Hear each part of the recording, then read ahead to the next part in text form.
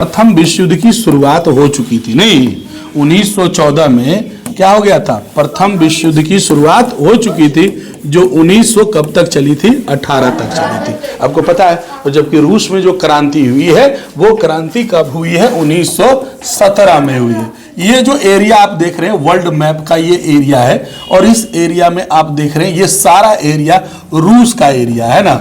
ये जितना ये वाला ये जो पार्ट है, ये वाला जहां से हम इसको इंगित कर रहे हैं, ये सारा पार्ट किसका है, रूस का। रूस का ऊपर वाला ये जो भाग है, ये वाला जो भाग है, ये पूरा भाग जो है पूरा बर्फ से क्या रहता है, ढका रहता है। बर्फ से क्या रहता है, ढका रहता है, बहुत ठंडा पड़ता है। रूस का साइबेरिया एक ऐसा स्थान है जहां -40 डिग्री टेम्परेचर होता है। -40 डिग्री टेम्परेचर का मतलब ये हुआ कि अगर मुंह में आप पानी ले लिए और एक बार फूंक दिए तो हवा में पानी क्या हो जाएगा, जम जाएगा। पानी नल से निकलते निकलते जम जाएगा, इतना है। कितना भी गर्म पानी वहां रखिएगा, -40 डिग्री टेम्परेचर होता है। मतलब अभी आपका टेम्परेचर क्या है, 15 होगा, 18 होगा, तो सुबह सुबह देखिए कितना ठंड लगती है। 10 पे आ जाएगा, 9 पे आ जाएगा ना, तो ये सब हाथ जो है ना काम करना बंद कर देगा और आपको हमेशा लगेगा कि आग के पास बैठा रहे और नहीं तो रजाई में रहे। अभी टेम्परेचर इस साल जो है वो और ज्यादा गिरने वाली है। गिरने का मतलब हो गया टेम्परेचर कम होने वाली है और इस साल पिछले साल से 10-20 साल से ज्यादा ठंड पड़ने वाली है इस साल। इस बार ठंड का जो प्रकोप रहेगा वो बहुत क्या रहेगा, ज्यादा रहेगा। अभी से देखिए आपको ठंड अच्छा लग रहा है, नहीं लग रहा है। सुबह भी ठंड बहुत कनकनी है, शाम को भी कनकनी है, जबकि इतना दिसंबर में उतना नहीं पहुंचता था। लास्ट दिसंबर में शुरू होता था ठंडा, हालांकि अब बहुत ज्यादा, इस बार ठंड बहुत ज्यादा रहेगी, सीधी सी बात याद रखिएगा। तो रूस का ये जो क्षेत्र है और रूस जो है, इसी रूस में क्रांति हुई, बोल्शेविक क्रांति हुई। क्रांति के हमने कई कारण बताया, जार की निरंकुशता, अयोग्यता के बारे में बताया, क्या रूसीकरण की नीति के बारे में बताया, और भी कई कारण आपको बताएं, जैसे खूनी रविवार की घटना आपको बता दिए। 1-2 कारण और याद रखिएगा रूस में क्या हुआ।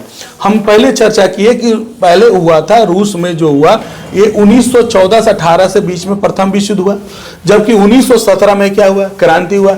जार ने जब ये देखा कि हमारे देश में बहुत ज्यादा विरोध चल रहा है, लोग पूरा विरोध कर रहे हैं, तो उसने सोचा कि कैसे लोगों को दिग्भ्रमित किया जाए, कैसे लोगों का ध्यान भटकाया जाए और घर के लड़ाई में उलझ के ना रहे, बल्कि वो बाहर के लड़ाई में क्या हो जाए, उलझ जाए और घर का लड़ाई भुला जाए।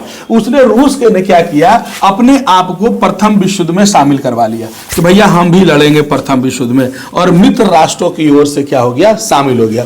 आपको पता है मित्र राष्ट्र, और हम बताए थे त्रिगुट त्रिदेशीय संधि बताए थे, नुम्मा में ही बताए थे प्रथम विश्व युद्ध में। तो ये क्या किया कि ये रूस जो है अपने आप को विश्व युद्ध में क्या किया, शामिल कर लिया। अब बताइए, ठीक है विश्व युद्ध में शामिल कर लिया, रूस के सैनिक चल गए लड़ाई करने, भाई अच्छी बात है, कोई दिक्कत नहीं, लड़ाई कर रहे हैं, देश की बात है तो हम लड़ेंगे। और लड़ाई करने अगर हमको आप भेज रहे हैं और कह रहे हैं कि वो बंदूक ले जाओ जिसमें गोली नहीं है, तो फिर इसका मतलब है कि आप हमको मरने भेज रहे हैं, नहीं। तो इसने क्या किया, रूस के राजा ने, रूस के जार ने सैनिकों को तो भेज तो दिया लड़ाई पर, लेकिन उसने सैनिकों को बढ़िया व्यवस्था नहीं दी, खाना पीना बढ़िया व्यवस्था नहीं मिला, हथियार बढ़िया नहीं मिला। इस कारण से रूस के सैनिकों की जहां भी जा रहा था हार हो रही थी। रूस के सेना ने सोचा कि अरे कौन राजा है, एक तो हम लोग को लड़ाई में उलझा दिया, विश्व युद्ध की लड़ाई हम लोग का कोई मतलब नहीं था, और विश्व युद्ध की लड़ाई में उलझाने के बाद हम लोग को अच्छा हथियार भी नहीं दे रहा, भोजन पानी भी ठीक से नहीं मिल रहा, हम लड़ेंगे कैसे। इस मामले से रूस के सैनिक भी क्या हो गए, नाराज हो गए। देखिए किसानों की स्थिति खराब थी, मजदूरों की स्थिति खराब थी, आम जनता बेरोजगार था, इसके बाद बहुत सारे, जार भी उतना ठीक नहीं था, राजा ठीक नहीं था, वो भी अपना मनमानी करता था। अब जिसके दम पर आप, सेना के दम पर ही तो आप सब कुछ कर रहे हैं। अगर कोई विरोध करता है तो आप सेना को ही भेज के तो मरवा देते हैं या जेल भेजवा देते हैं, और सेना को ही आप अगर साथ नहीं दीजिएगा तो सेना तो आपके विरोध में जाएगी। और यही हुआ कि सेना भी इसके विरोध में चली गई। तो प्रथम विश्व युद्ध में रूस की पराजय भी एक कारण बना कि रूस में जबरदस्त क्रांति हुई। अगर प्रथम विश्व युद्ध में रूस की पराजय नहीं होती और सैनिकों को अच्छा भोजन पानी, अच्छा हथियार मिलता, तो सैनिक राजा का साथ देते। इससे क्या हुआ कि सैनिक भी भड़क गया, बोला हम लोग को खाना पीना रहना दे रहा है, मरल भेज दिया, तो मरिए जाए भागिए जाए तो ठीक है रहेगा क्या। तो जब सैनिक आपका साथ छोड़ देंगे तो आप कहीं का रहिएगा, नहीं रहिएगा। तो ये एक कारण बना, प्रथम विश्व युद्ध में रूस की क्या हुई, हार हुई, और हारने के कारण सेना भड़क गए और उन्होंने इसके खिलाफ क्या कर दी, क्रांति कर दी। और मेन जो क्रांति हुई वो 7 नवंबर 1917 को हुआ, याद रखिएगा। मेन क्रांति को हुआ 7 नवंबर 1917 को। उस दिन क्या हुआ आप समझिएगा, लेनिन जो था उसको भगा दिया था। हालांकि लेनिन फिर आया, जब लेनिन आया तो उसने क्या किया, एक पेट्रोग्राद रेलवे स्टेशन है, जैसे नवादा रेलवे स्टेशन है, क्या लिख रहा है गधा, सुनो पहले, पेट्रोग्राद रेलवे स्टेशन है, जैसे नवादा है, गया है, पटना है ना, वैसे वहां एक पेट्रोग्राद करके रेलवे स्टेशन है। सरकारी कुछ भवन थे जो राजा के थे, कुछ कचहरी थे, कुछ टेलीफोन केंद्र थे, बहुत सारे थे। लेनिन ने एक बार सब पे धावा बोल दिया और सबको कब्जा कर लिया। हालांकि देखिए, हर देश का अपना एक कैलेंडर होता है, हर देश का। हमारे देश की कैलेंडर का नाम है चैत, बैसाख, जेठ, आषाढ़, सावन, भादो, आश्विन, कार्तिक, अगन, पूस, माघ। ये हमारा देसी कैलेंडर है। लेकिन हम लोगों ने एक अंतरराष्ट्रीय कैलेंडर को चुना है ताकि अंतरराष्ट्रीय तौर पर भी एक तिथि सबके लिए बराबर हो। और ये जो कैलेंडर है जनवरी फरवरी, ये क्या है, ये अंतरराष्ट्रीय कैलेंडर है। और ये जितने जनवरी फरवरी के नाम जो है ना, किसी किसी व्यक्ति के नाम पर रखा गया है। एक दिन हम बताएंगे कि जनवरी का नाम जनवरी क्यों रखा गया। एक दिन आपको ये भी बताएंगे कि फरवरी का नाम क्यों रखा गया फरवरी। कभी आप सोचे हैं, ये भी एक छोटी सी बात उठ गई तो बताते हैं कि एक को हमेशा ऐसे क्यों लिखते हैं। पहले देखिएगा, एक ऐसे लिखाता था, 2 ऐसे लिखाता है ना, 3 ऐसे लिखाता है, क्यों होता है। इसको 4 क्यों नहीं बोले, इसको 3 ही क्यों बोले, इसको 2 क्यों बोले, इसको 1 ही क्यों नहीं बोले, बस समझे। तो बहुत सारा चीज है, आपको पढ़ना है, समझना है, वो आपको बताएंगे कि क्यों, इन सब के पीछे भी राज है, ये चीजें समझिएगा, ठीक है। आइए देखिए, तो रूस में कब क्रांति हुई, 7 नवंबर 1917 को। लेनिन ने क्या किया, railway station, Petrograd railway station, सरकारी भवन, सरकारी कचहरी, जितना सरकारी शस्त्रागार वगैरह था सब पर क्या कर लिया, कब्जा कर लिया। हालांकि हम पहले बोले कि हर देश का अपना एक कैलेंडर होता है, तो रूस का भी अपना एक कैलेंडर होगा। उस कैलेंडर के हिसाब से जब देखा गया तो यह घटना 25 अक्टूबर को हुआ था। कब हुआ था, 25 अक्टूबर। इसीलिए इसे अक्टूबर की क्रांति भी कहा जाता है। एक सवाल आएगा कि अक्टूबर की क्रांति क्या है। तो लेनिन ने 7 नवंबर 1917 को सरकारी भवनों पर, रेलवे स्टेशन पर, कचहरी पर, सभी टेलीफोन केंद्रों पर उसने अधिकार कर लिया, कब्जा कर लिया। और यह घटना 7 नवंबर 1917 को हुआ, लेकिन रूसी कैलेंडर के अनुसार यह घटना 25 अक्टूबर को हुई थी।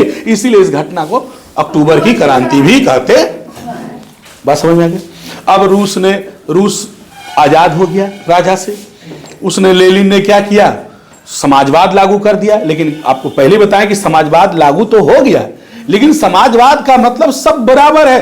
एक जो काम कर रहा है उसको भी उतना ही, जो नहीं कर रहा है उसको भी खाना पीना मिल रहा है। तो जो काम कर रहा है उसको तो लगेगा ना भाई, हम क्यों काम करें, जब अगला बैठा हुआ खा पी रहा है तो हम भी बैठ के खाएंगे। एक दूसरे में जलन वाली भावना तो सब में होती है। और इस स्थिति में क्या हुआ, लोग काम करना ही बंद कर दिया। पहले क्या होता था, किसान अनाज जो उपजाता था उसका सारा भाग कहां चल जाता था, सरकार के पास, और सरकार उतना ही आपके पास छोड़ती थी जितना आपको जरूरत है। तो बताओ किसान काहे उपजाएगा, उतना काहे मेहनत करेगा। तो किसानों ने भी काम करना क्या कर दिया, कम कर दिया। अब जब काम ही नहीं करेंगे तो उत्पादन होगा, और जिस देश में उत्पादन बंद हो गया, समझिए उसकी कहानी भी समाप्त हो गई। वो देश धीरे धीरे गिरने लगेगा, डाउनफॉल होने लगेगा। इस स्थिति को देखते हुए जब रूस की स्थिति खराब होने लगी, तो ये देखते हुए लेनिन ने कहा, नहीं, अगर हम पूरी तरह समाजवाद पर चलेंगे तो हमारा देश विकास नहीं करेगा। तो सीधा बैठो लड़की, ठीक है, सूतक मुद्रा मत रहो। पूरी तरह अगर हम समाजवाद के तौर पर चलेंगे तो हमारा देश विकास नहीं करेगा। इसीलिए हमें थोड़ा पूंजीवादी वाला भी गुण लाना होगा, और उसने पूंजीवादी का भी गुण लाया। और उसे कहा गया नई आर्थिक नीति, न्यू इकोनॉमिक पॉलिसी, जो 1924 में किसने लाया, लेनिन ने लाया। लेनिन, अब उसमें क्या बात रखा गया, बात यह रखा गया कि किसान जितना अनाज उपजाएंगे उसका 1 भाग सरकार को देंगे, बाकी आपका।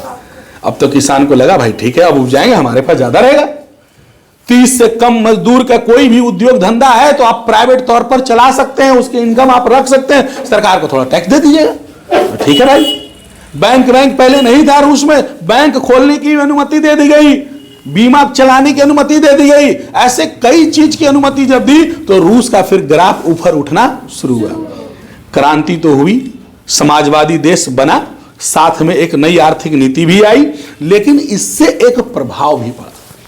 इस क्रांति, रूस की क्रांति से पूछेगा क्या प्रभाव पड़ा, हालांकि आपका 5 पॉइंट दिया हुआ है। आज जो हम लोग पढ़ेंगे एक पॉइंट, वो जबरदस्त पॉइंट है, और उसको अगर समझिएगा तो आप समझ जाइएगा कि शीत युद्ध क्या होता है ना। रूस की क्रांति का सबसे पहला प्रभाव अगर हम बोले तो एक नया वर्ग की स्थापना हो गई, नया वर्ग राज्य में आ गया, नया वर्ग शासन में आ गया। उस वर्ग का नाम क्या है? सर्वहारा वर्ग। सर्वहारा वर्ग कहेगा किसे कहते हैं? एक ऐसा वर्ग जिसमें गरीब हो, मजदूर हो, किसान हो, आम व्यक्ति हो, उसका जो वर्ग है, उन लोगों का जो वर्ग है, उसी वर्ग को कहते हैं सर्वहारा वर्ग। और रूसी क्रांति में राजा जब समाप्त हुआ, राजा जब छोड़ा गद्दी, तो उस राज्य किसने किया? सर्वहारा वर्ग ने किया, सबने किया, गरीबों ने किया, किसानों ने किया। तो सर्वहारा वर्ग का मतलब होता है एक ऐसा वर्ग जिसके अंतर्गत किसान, मजदूर, आम व्यक्ति सारे आते हैं, उसे हम क्या कहते हैं? सर्वहारा वर्ग कहते हैं। तो रूस में क्रांति का पहला फायदा यह हुआ कि जो पहले राजा शासन करता था, अब राजा शासन खत्म हो गया, अब शासन कौन कर रहा है? सर्वहारा वर्ग कर रहा है। पूरा विश्व 2 भागों में बट गया। एक जो देश समाजवादी विचारधारा पर चलना चाह रहे थे, एक जो देश पूंजीवादी विचारधारा पर चलना चाह रहे थे, जिनको लगा नहीं कि समाजवाद अगर हमारे देश में आएगा तो हमारे देश में कोई लोग भूखा नहीं रहेगा, तो उनको अच्छा लगा, वो समाजवादी के रास्ते में गए। जैसे चीन गया, जैसे क्यूबा गया, ये समाजवादी देश कहलाते हैं। लेकिन जो देश उसको लगा कि नहीं, यहां पर हम अपना मेहनत करेंगे, हम कमाएंगे, नहीं मेहनत करेगा नहीं कमाएगा, वो पूंजीवादी विचारधारा पर चले, वो अमेरिका के साथ में चले। अमेरिका क्या है? पूंजीवादी विचारधारा पला है। अमेरिका चाहता है कि आप जितना काम कीजिएगा उतना आपका मुनाफा है, वो पूंजीवादी विचारधारा पर है। तो पूरा विश्व कितने भागों में बट गया? 2 भागों में। एक भाग जो पूंजीवादी की ओर चल दिया और दूसरा भाग जो समाज।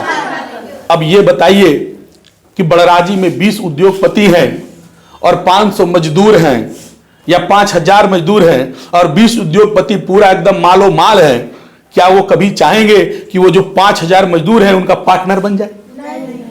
क्या वो चाहेंगे कि हमारा संपत्ति इन मजदूरों में बट जाए? अमेरिका ऐसा ही था, वो नफरत करने लगा किससे? रूस से। ये कनाडा है और कनाडा के नीचे हमारा यूएसए अमेरिका है, ठीक है।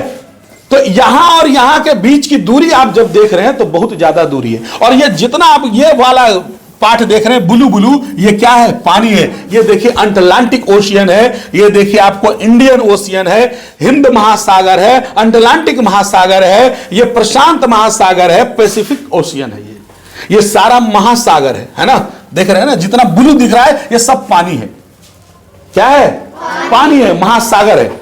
और इन पूरे विश्व में कहीं सारे जगह समुद्र है, एक दूसरे से कनेक्ट होने के लिए हमको पानी के रास्ते ही जाना पड़ता है, और नहीं तो हवा के रास्ते जाएंगे। यही ना 2 रास्ता है जी।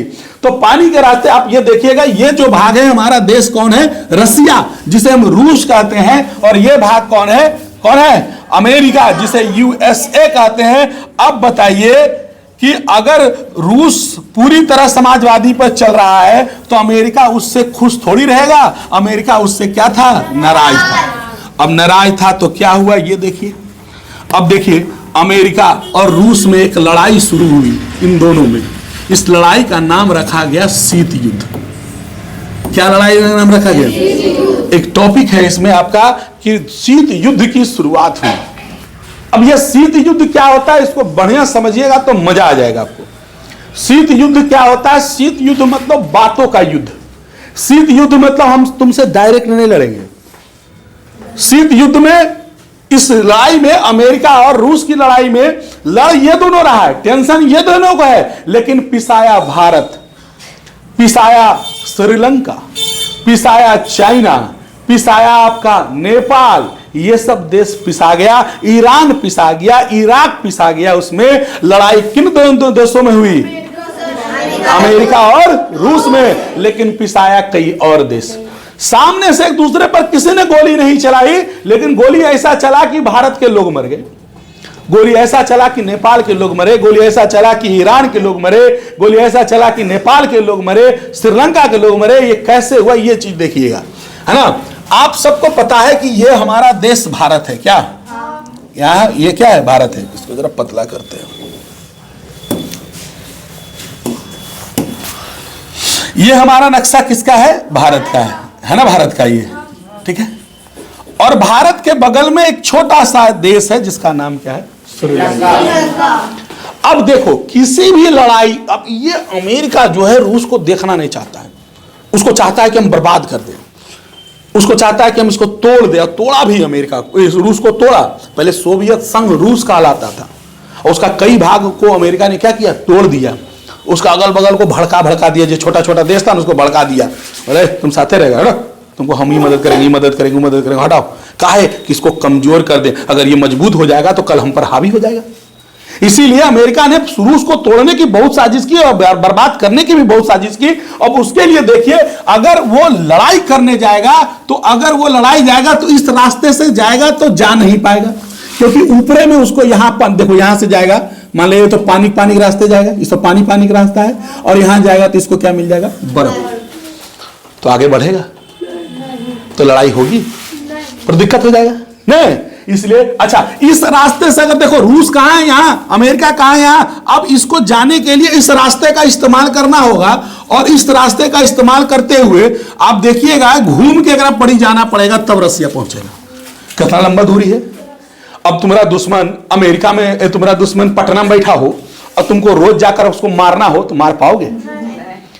आज तुम 4 आदमी ले जाओगे, 40 आदमी पहले से रेडी रहेगा, आएगा थोपिया भेज देगा तुमको, आया लड़े तुम। अब किसी गांव में लड़ने जा रहे हो और 4 आदमी जा रहे हो, 40 आदमी जा रहे हो, और गांव में 400 रहेगा, तो तुम पार लगाओगे नहीं। दूसरी बात कि कोई ऐसा जहाज नहीं बना है, हवाई जहाज, कि वो एक बार उड़ के जाए और मार के वापस चला है, ऐसा भी नहीं बना है, कोई ऐसा जहाज नहीं बना है, क्योंकि जहाज में तेल भराता है। बस समझिएगा, लंबी लड़ाई का जो रेस होता है, लंबी लड़ाई जो लड़ी जाती है, वो हमेशा नौसेना से लड़ी जाती है, वो हमेशा पानी वाले जहाज से लड़ी जाती है, क्योंकि पैदल वाला जो सैनिक होता है वो पहुंचेगा ही लेट से। और हवाई जो जहाज होता है, देखो आ रहा था राफेल कहां से, फ्रांस से, और आ रहा था कहां, इंडिया, लेकिन बीच में उसको दुबई में रुकना पड़ा, तेल भराना पड़ा, तेल खत्म हो गया। अब जा रहा लड़े, गोली बंदूक बारूद सब ले है, अब जा रहा यहां से जा रहा है, जा गया, तेल खत्म हो, तो वो जहाज गिर जाएगा। इसीलिए लंबी लड़ाई जब भी लड़ी जाती है तो नौसेना से लड़ी जाती है। नौसेना क्या होता है, एक ऐसा जहाज है कि पूरा शहर उसमें बसल रहता है, एक ऐसा जहाज है कि उसमें 10 गो हेलीकॉप्टर घुसा कर रख सकता है, इतना बड़ा बड़ा जहाज है, समझ रहे हो ना। तो उस जहाज से ही लड़ जाते। अब इसने दिमाग लगाया कि क्यों ना हम ऐसा काम करते हैं कि इसको हम तबाह कर दें, और उसके लिए दिमाग लगाया। दिमाग क्या लगाया, वो ढूंढा कौन ऐसा देश है जो हमारे झांसे में आ सकता है। तो अमेरिका चुना किसको, श्रीलंका को। किसको चुना जी, अब श्रीलंका को चुन लिया। कहानी थोड़ा सा हम चेंज करते हैं, यहां से श्रीलंका के साथ क्या हुआ ये थोड़ा सा हम बदलते हैं इसको, ठीक है। देखिएगा, अब हम भारत के नक्शे पर आते हैं तो आपको ज्यादा समझ में आएगा श्रीलंका के साथ कैसे क्या हुआ।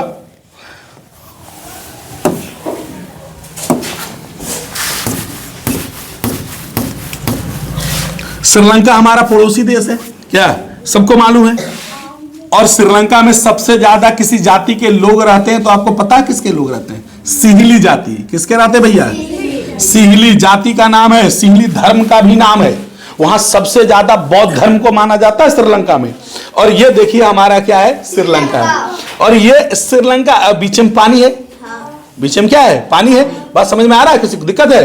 ये सब क्या है, पानी है। ये देखो बंगाल की खाड़ी है ना, ये देखो लक्षद्वीप पनिये में बीचे बीचे में, अरब सागर देख रहे हो। यहाँ देखो गुजरात के बगल में दादर नगर हवेली है ना जी। यहाँ देखिए महाराष्ट्र देखो। ऐसे भी हम पता कर सकते हैं किन किन राज्यों समुद्र के करीब है।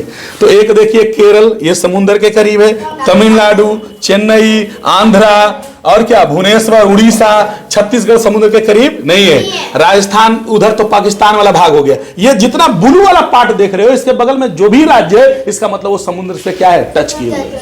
बात समझ रहे हैं? नुमा में एक सवाल भी था कि कौन कौन राज्य है ऐसे हैं जो समुद्र तट को प्रवेश करते हैं, छूते हैं, ऐसे भी हो सकता है। तो ये आपका हो गया। अब देखिए, तो अमेरिका जब वहां से आया और इसको कहा कि हो कि तुमको जो है हम पैसा देते हैं, स्कूल खोलो जरा, जरा एयरपोर्ट और बनाते हैं, जहाँ पर हम एक रेडियो का ट्रांसमिशन टावर लगाएंगे, जो तुमको कुछ दिक्कत होगा तो हम हैं तुम्हारे साथ है, पैसा वैसा चाहिए हम तुमको मदद करते हैं। श्रीलंका को लगा भाई अमेरिका अच्छा तोरा तरह आ जाए अभी के मने नवादा के डीएम आ जाए या वो पटना के कोई बड़ा आदमी आ जाए और कहे कि भाई आपका घर है न, मैंने पटना के मान लिया नीतीश कुमार आ जाए, नहीं मुख्यमंत्री है तो घर पे आ जा और कहेगा बाबू ये आपके घर पर एगो हम जरा सा बोर्ड लगाना, सर नीतीश कुमार नहीं, नीतीश कुमार आ गया, बोर्डे कर रहा है तो बोर्ड में लगवा लेंगे, नीतीश कुमार आ जाएगा तो पवन सिंह के घर में चलाएगा, अमिताभ बच्चन तुम्हारे घर में चलाएगा, समझ जाओ। तो तुम क्या कहोगे, उसका बोर्ड नहीं लगाओगे, कहोगे गो हाथ आओ के साथ नाश्ता ला दे, चाय ला दे, पानी ला दे, सौदम अकबक अकबक में रहोगे कि नहीं इतना बड़ा आदमी हमारा घर में आ गया। तो ये तो जीरी को देश है नहीं, 1.5 फीट के तो ये नहीं, एक वो अंडा बराबर है, इसका तो आकार अंडे आकार जैसा है। और होने से अमेरिका जो विश्व का सबसे बड़ा शक्तिशाली देश माना जाता है, सबसे ज्यादा पैसा वाला देश माना जाता है, वो उसके घर पहुंच गया, बोला हम तुमको मदद करेंगे, हम तुमको ये करेंगे, खाली एगो टावर लगने की जगह हमको दे दो। बोला अच्छा हम दे देंगे, कोई दिक्कत नहीं। और टावर लगने की जगह कहाँ करिया, यहाँ लगाना शुरू कर दिया। अब यहां से जो देखो हम बताए थे यहाँ क्या था, अमेरिका, रसिया कहाँ था, यहाँ था नहीं था। अब बताओ यहां से आधा दूरी तो कंप्लीट कर लिया। अब एजा पर चाहेगा तो सेना उना ला के रख लेगा, नौसेना लाख रख लेगा। अब एजा से धाए धाए मारेगा, अब चलाएगा नहीं आएगा, ये तो नजदीक में आग बढ़ गया। तो रसिया को होने लगा टेंशन, रूस को होने लगा टेंशन, बोला अरे यार ये क्या कर रहा है, ये तो ले आया एजा पर ही, ये तो बड़ी मार मारेगा हमको। तो वो क्या किया, वो बोला भारत को बोला ए तुम जो है हमारा साथ दो, कैसू करो इसको, अमेरिका को एजा से भगा दो कैसू। भारत उस समय क्या था, उस समय गुट चल रहा था। हम पहले बोले एक पूंजीवादी का गुट, एक समाजवादी गुट। भारत बोला हम केकरो देने नहीं रहेंगे, अमेरिका बोला तुम कहने रहेगा, हमारा देने को नहीं रहेगा। अब भारत नया नया आजादी हुआ था, 1951 की ये घटना है ना। 1917 में क्या हुआ, रूस की क्रांति हुई, उसके बाद लड़ाई लगातार चल रही थी, चलते चलते भारत भी आजाद हुआ बीच में 1947 में। 1951 बाद की ये घटना है। तो बोला कि ना हम क्यों नहीं रहेंगे, हम अलगे रहेंगे। हमारा देश 4 गो ऐसा 3-4 गो गुट बना लिया देश का, ही भी भारत हो गया और एक 2-3 गो और देश है तुम्हारा, है ना, ताइवान नहीं, एक देश और कोई था, 2-3 देश मिलकर क्या किया, अलगे गुट बना लिया। बोला नहीं हम गुट निरपेक्ष रहेंगे, नहीं तोड़ा देने ने हम अपन शांत रहेंगे, तो दोनों जो करना है करो। भारत ने उस समय पंडित जवाहरलाल नेहरू हमारे कौन थे, प्रधानमंत्री थे, ये दिमाग लगाया। लेकिन ये अब रूस जो था, रूस बोला कि भाई कैसू करके यहां से हटाओ, अगर ये यहां अड्डा बना लिया और यहां रह गया तो हमको बड़ी परेशान करेगा। तो ये भारत ने सोचा कि चलो भैया रूस को मदद करना चाहिए। भारत बोला कि देखो हम तुमको मदद करेंगे, लेकिन ये याद रखना मेरा मदद, बोला जिंदगी भर तुम्हारा कर्ज हम उतारते रहेंगे, जब तक रूस रहेगा तुमसे दोस्ती रहेगी। बोला ठीक है। अब आप देखिए रूस यहां तो बोल दिया भारत को, और भारत में आप देखिए ये वाला भाग कौन है, तमिलनाडु। तमिलनाडु और श्रीलंका में बहुत ज्यादा दूरी नहीं है, खाली बीचेस पानी कवर करना है। मछली मारते मारते एने वाला एने चलाता है, एने वाला एने चलाता है, फिल्म में देखे होंगे। मछली मारते मारते समुद्र में कभी न घुस गया श्रीलंका, श्रीलंका वाला घुस जाता है कहने भारत, फिर देखता मछुआरा है तो छोड़ छाड़ देता है, नहीं तो कहते गिरफ्तार करके अंदर रख देता है। उस समय यहां पर एक ऐसा सुनिए, यहां पर तमिलों की संख्या, यहां भी बहुत सारे तमिल रहते थे, तमिलनाडु से यहां पर बहुत लोग बस गए थे, ये तमिल वाले रहते थे यहां पर भी। तो ये लोग जो थे, ये लोग कह रहे थे कि हमारा भारत सरकार यहां पर विरोध चल रहा था। तो भारत सरकार क्या बोला कि तुम लोग और विरोध करो, और विरोध करो, है ना, और तुमको हथियार देते हैं, पैसा देते हैं, जो चाहो वो देते हैं। और जाके श्रीलंका में यहाँ एगो नाम था, एल कहने गया हो, काहे से हो रहा है, LTTE, हाँ, लिट्टे तमिलनाडु इलम करके एक पार्टी बनी थी, और उसका हेड था प्रभाकरण। कौन हेड था जी, प्रभाकरण, ये हेड था।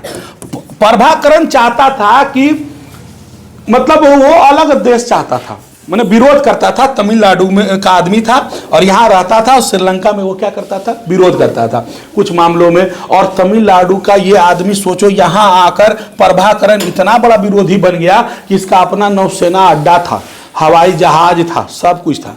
और श्रीलंका को बोलता था कि देखो हम लोग को पूरा हक चाहिए, हक नहीं दोगे तुमको बर्बाद कर देंगे, है ना।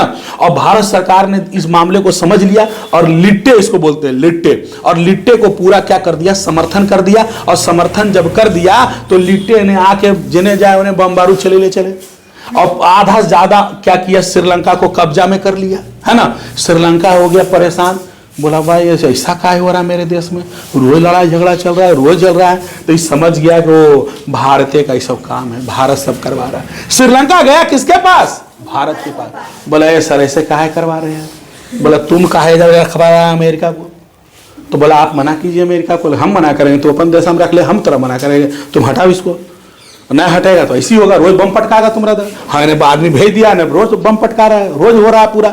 हम श्रीलंका टेंशन में आ गया कि तो करे तो क्या करे। वो गया अमेरिका के पास, बुलाया भैया अपना चल जाइए, हम नहीं रहेंगे यहाँ, नहीं रखेंगे, हमारा देश में रहेगा तो हम रह के क्या करेंगे। अमेरिका बोला क्या दिक्कत हुआ, बोला नहीं कोई दिक्कत नहीं मालिक, आप जाइए हमारा पकड़ दीजिए, यहाँ से निकल जाइए जितना जल्दी जहाँ जाइए।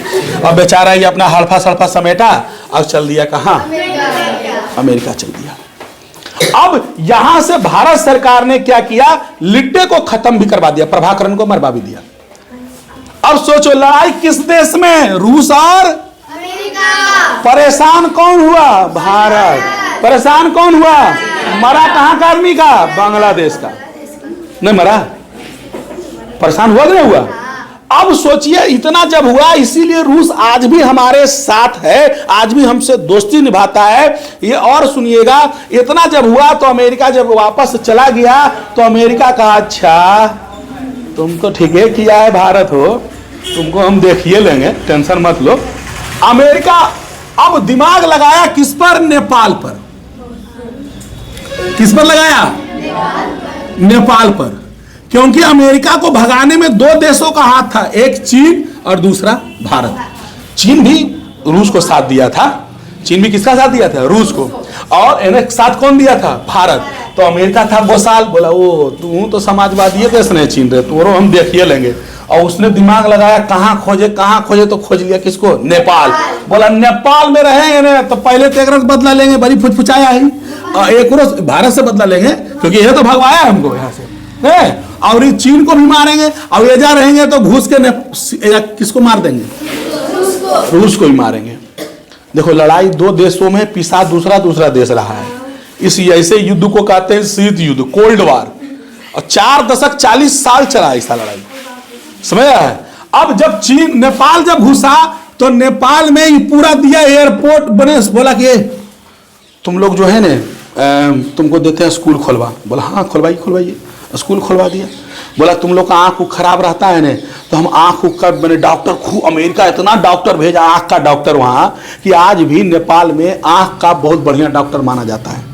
इतना डॉक्टर वहाँ गया है कि रहते रहते भी वहाँ के लोग क्या किया, सीख गया आँख बनाना, या रहते रहते सीख ही जाता है। तो आज भी आँख बनाने के लिए कितना लोग नेपाल जाते हैं। बहुत डॉक्टर भेजा था एक टाइम में, किसने, अमेरिका ने बहुत मदद किया। तो बोला ये हो तुमको वो जगह दे दो, हमको जिले से अड्डा बनाएंगे। बोला अच्छा तोरा कोई 1 करोड़ रुपया लाख दे दे अभी, ओनेस को आवे सर हमारा एक ब्रांड किताब है, इसमें जो है इसकी चलवा दीजिए और लिखिए ना 1 लाख रुपया रख लीजिए। तो हमारा मन क्या कहेगा, लाओ 1 लाख दीजिए नहीं 1 लाख ले लो। अरे कल से ही किताब नहीं चलेगा रे, बिहान दूसरा किताब चलेगा। ये ना होता है स्कूल में दूसरा किताब चलेगा, 1 लाख हमारे जब ये मांग ले नहीं, या कोई कर हमको 1-2 लाख रुपए ऐसी कोई दे दे, कहे सर एगो बैनर एजा लगे, वो एगो जिस हो जा पर टेबुल लगा के बैठेंगे, 1 लाख 2 लाख जितना मदद चाहिए हमसे लीजिए ना सर, कोई जरूरत होगा हम करेंगे ना सर, हमारा खाली एगो टेबुल एजा लगना चाहिए। तो हम क्या कहेंगे, लगा लो। नहीं, लोभ में तो यही कहेगा वो, हम नहीं कहेंगे, लोभ कहेगा। लोभ में यही कहेगा आदमी। लोभ में कह दिया नेपाल की बना अड्डा बना, बोला अरे चीन बोला अरे तुम अड्डा बना रहा है इसको, ये जा अड्डा बनाएगा, या हमको मारेगा या हमको इसको भी मारेगा। बोला रुको। उस समय राजा था चीन का माउत सेतु, क्या नाम था, माउत सेतु। माउत सेतु ने कुछ विद्रोहियों को भेज दिया कहा, नेपाल में। अब बोला कि नहीं तुम लोग जाओ, जितना बम बारूद लेके जाना जाओ, अब मार ले लो जाओ सबके, आधा धड़ाई ले गया सबको, जे मिले मार दे। अब बोला राजा नहीं रहेगा। कहा है उस समय नेपाल में सिस्टम किसका था? राजा का। बोला राजा ही सब कुछ, राजवन जमीन दे रहा उसको बनाने के लिए हो। बोला नहीं, इतना आदमी घुस गया माउथ से, तू का विद्रोही इतना घुस गया कि मार, राजा का आदमी को मार रहा है, राजा परेशान है। कहा मार रहा हमारे लिए हो। तो बोला नहीं, राजा राजतंत्र नहीं रहेगा, राजतंत्र रहबे नहीं करेगा, राजतंत्र खत्म, हटाओ राजा को, हटाओ राजा को। नेपाल भी टेंशन में आ गया। नेपाल बोला रहे हुआ क्या? तो नेपाल भी इस बात को समझा, लगता है ना हम जगह दिए है ने, ऐसे पहले नहीं हो रहा था, जगह दिए तबे हो रहा है। और उसको दिमाग आया, वो श्रीलंका ऐसी पिटाया था, जल्दी भगा रहे तो हमको ही बर्बाद कर देगा। फिर नेपाल अमेरिका बोला, हे मौसा जी जाइए, चाचा जी निकलिए, बहुत दिन रह गए, हम नहीं देंगे जगह, निकल जाए ना हमारे देश में रहेगा। अब सोचिए कि लड़ाई किन देशों में हुई और मार कौन खा रहा है। समझ रहे हो ने? लिट्टे को जब मरवाया था भारत प्रभाकरण को, तो राजीव गांधी एक बार गए थे वहां बांग्लादेश, सॉरी श्रीलंका गए थे। कहां गए थे? श्रीलंका। श्रीलंका जब राजीव गांधी गए थे तो बड़ी गुस्साल था श्रीलंका वाला इस पर कि बताओ ये चढ़ाया, ये मरवा भी दिया। राजीव गांधी ऐसी सलामी दे रहे थे, कुछ मैंने कुछ चीज में बुलाया था कार्यक्रम में, एगो सैनिक मारा, एकदम बंदूक वाला कुंधवा रहता है, मारा राजीव गांधी, प्रधानमंत्री है, समझ मामूली आदमी नहीं था, मारा, कंधवे गया टूट, कंधवे गया टूट प्रधानमंत्री का। बोला तू ही तो सब कुछ करवाया रे, हमको चढ़ाया, हमको मरवा भी दिया हमारे आदमी को। आबरी क्या किया, राजीव गांधी को उड़ा दिया बम से एक बार चेन्नई में।